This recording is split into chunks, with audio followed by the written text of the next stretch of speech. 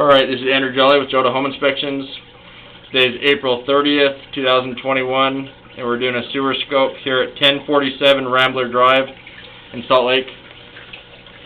We've got the camera pushed out 64 feet to the city connection. Now we're going to pull it back and see what we find. So this first connection point is called the nose on.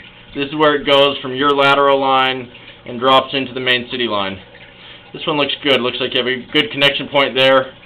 It's nice that you're dropping into the top of the line and not into the bottom. When it's right at the bottom, it's easier for it to, if the city line has an issue, for it to back up into your line.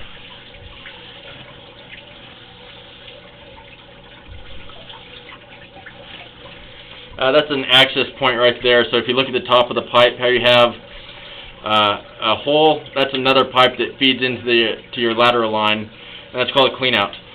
So that's, oftentimes they're buried.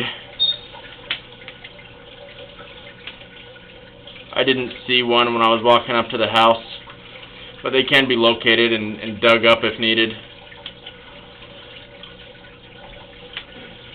Looks like this is clay pipe. So if you look at the side of the pipe, how it's got that red terracotta color, that's the giveaway that it's clay.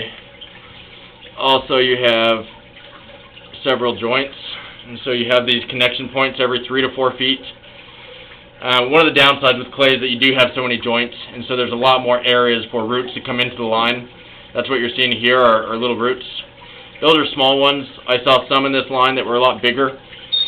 Big enough that I'd recommend that you have it cleaned out, and that'll prevent anything from getting caught on it and backing up in the future. One thing I'm paying attention to is if you have any offsets. And so with clay, since you have so many joints, it's easy for the pipes to separate and slip. And then on these little connections, you can get lips. You can see how my camera head kind of lifts as it goes over that little lip. That's a little tiny one. A lot of times they are a lot larger, so I'm looking for any big offsets.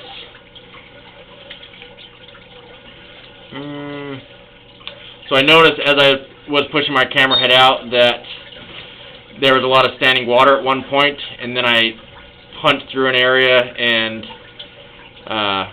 it opened up. That's what we're seeing here. Oh, there it goes, a little better. This is not good. This is some sort of a blockage, and on the left side of the screen, it kind of looks like gravel, which makes me wonder if there's a hole in the line. It could just be roots that are making it look like that. Roots are a maintenance item. Once you have roots, you're always going to have roots that creep in, and you have to get them cleaned out. I would definitely recommend having this cleaned out, and then find out how the rest of the pipe looks right here. There's enough cut on this that it's really blocking the view of what's causing that blockage. I'm going to go kick on some water to wash my camera head off.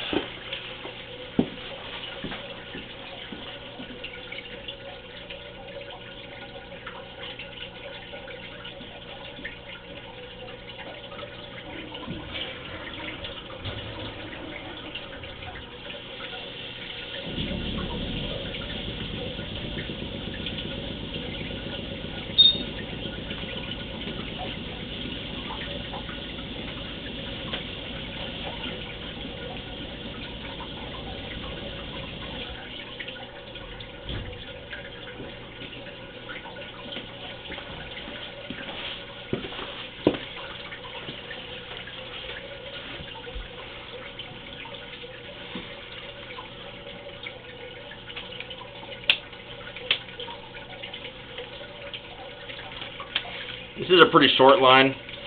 I think we were under 70 feet, and the average length of a line that I see is around 100 feet, and so I would consider this to be on the shorter side.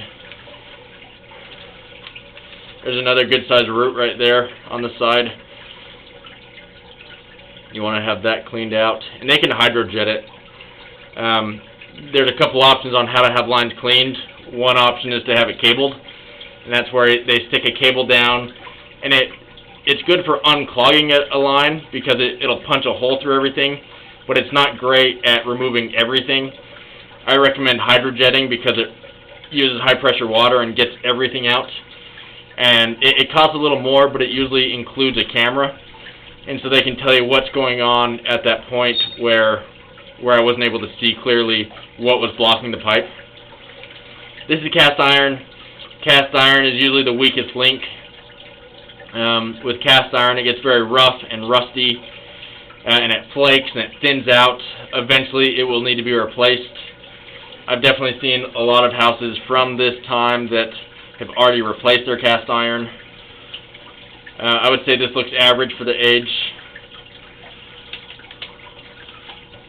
The other thing with cast is that you can have cracks that are covered by rust that are simply not visible, but it's a good sign that you don't have anything sitting in the line through here getting caught, because that is one of the things that can happen with cast iron is when it gets rough like that,